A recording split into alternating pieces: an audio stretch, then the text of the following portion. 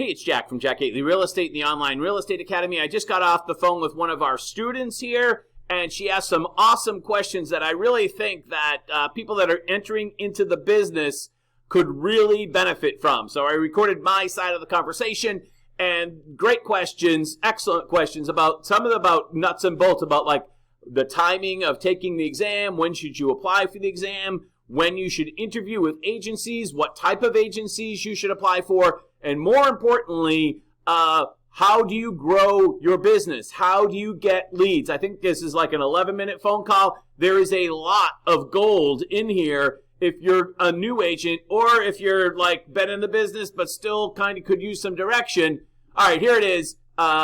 Take it away. To apply for the exam, you have to finish the class first because your certificate will download when you finish class, and you need that certificate to apply for the exam. Years ago, you could apply for the exam before you finish class, but that's no longer an option. And then once you finish, strongly recommend that you apply right away, even if you're not prepared to take the exam right away, because the processing times to get approved can be as low as 30 days, basically a month. But recently there's been some staffing shortages at the exam service, and that has bumped up the processing time to 6, sometimes even 8 weeks. So you want to get that application in right away, and use that time to study. Hopefully it will be more like 30 days, and I think that they're applying some more resources to get the lead time down. They did that recently. The lead time went down a little bit recently, and hopefully they'll get it back to 30 days, which is where it had been hovering for a while. And most people, that was manageable, right? 30 days. So hopefully they'll get there, but apply right away. That's a great question. A lot of people ask me that question, do I need to go out and buy more stuff on the internet? And if you signed up with our class that included the Gately Academy, which has 700 sample questions and the entire class for review, plus a 104-page online study guide, that is all the information you need. What I worry about is that some people go out and they buy a bunch of other stuff on the internet, and it becomes overload. And some of that stuff on the internet you buy isn't, it might not be relevant to the exam, right? So the information that we offer you, I know is relevant to the exam and exactly to the outline that is provided by the exam service. So I would just stick to the information that's in the Gately Academy. Remember, you can review the entire class over at Gately Academy too. But I wouldn't start that until I actually finish class.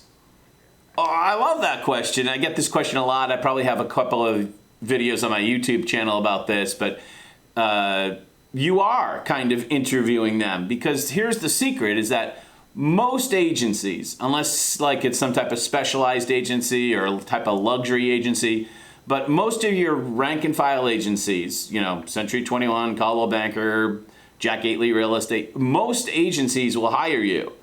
So in that marketplace, it's really you that are doing the interviewing, right? Because it's not a job, it's an adventure, but it's a business opportunity. And that's, I think, how you need to think about it.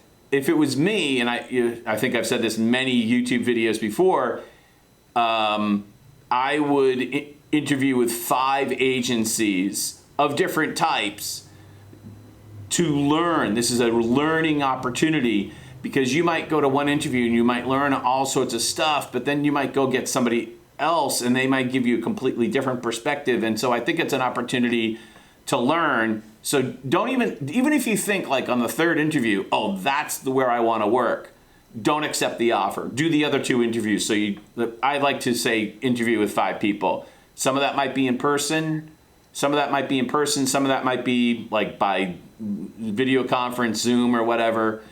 But this will give you a larger breadth of the opportunity and different people's perspectives. This is a lead generating business. Everything comes down to generating leads. If once you graduate and get your license and join, Acme Agency or whatever, you should spend 99% of your time and effort on generating leads. You should be thinking about this already. Maybe not, you don't have to spend a lot of time on it, but you should start to conceptualize it. There are some agencies that distribute the lead, but creating the lead is expensive. So if you're going to work in an agency that creates the lead for you, they're going to pay you less. Because the whole magic of this business is creating a lead where somebody likes and trusts you and wants to do business with you. That's the crux of this whole business. So you told me a couple of things about yourself at the beginning of this call that I think are like huge opportunities for you. You said you had a young kid, that you're a new mom. And I mean, there are a lot of different opportunities. I don't know what you're interested in, but I would try to go out there and find a topic that changes fairly rapidly, that there's new things to report about, that you're interested in, that other people are interested in, and create content that you're meeting your clientele where they are. And once you get their interest, either by writing or video or podcast or whatever it is, once you get their interest, then you have the opportunity to also ask them, hey, who do you know that's buying or selling real estate in the next 30 to 90 days? So almost get their interest on a completely different topic than real estate. Because, I mean, to be fair, not a lot of people are going to be watching your market update. You want to catch their interest way before they're interested in watching a market update.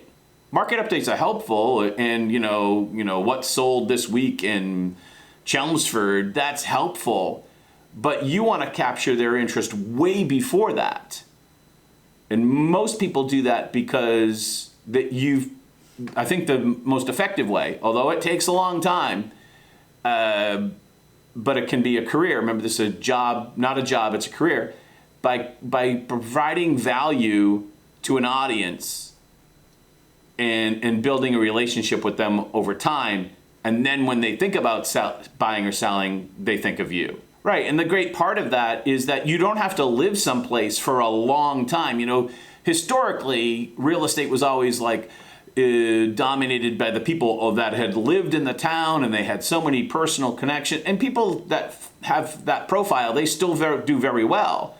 But because of the internet, things are flatter now. There's a lot more. There's less friction to creating a following, right? So you could maybe do a new mom blog. What town do you live in? Doesn't even matter. A new mom blog you're moving to Plymouth. Okay, I live in Plymouth. You could do a new mom blog in Plymouth in like 6 months. You could be doing pretty well. You know what I'm saying? There's huge opportunity there compared to, I'm a geezer, right? I'm old. I remember where in order to do business as a real estate agent, you had to drive over to that town, get out of your wood faux paneled station wagon, and go talk to somebody in person because they were on duty at the real estate office. Those days are over, right? Yeah. So there's so much opportunity out there if you can meet your client base where they are. So going back to the other interviewing with 5 agency question that you asked me about, I would sense maybe the lead time to get approved for the exam is a little bit longer than we would like. I would maybe try to set up some of those interviews during the 6-week lead time. So use that time to study and also to do the 5 interviews. Things that had already been kind of heading that way virtually before the pandemic, and then the pandemic like supersized that. So something like, for instance, that's not totally gone away, but certainly gone away, is a broker tours, where the brokers drive around town to look at the houses that are just newly on the market. I think I looked last week, there were 16 of them scheduled in the entire state last week. Here in my studio, for instance, I can see a real estate office, a conventional real estate office out my window. Nobody goes there. You go, whatever, and I'm in Plymouth, I'm looking out, downtown Plymouth, and you go to whatever town you are, go walk into a fill-in-the-blank real estate agency, no one's there. They're just basically billboards. So if you want to sign something, a document, you're going to sign it on your iPhone while you're waiting in the grocery store line. You're not going to, you don't have to drive to the real estate office.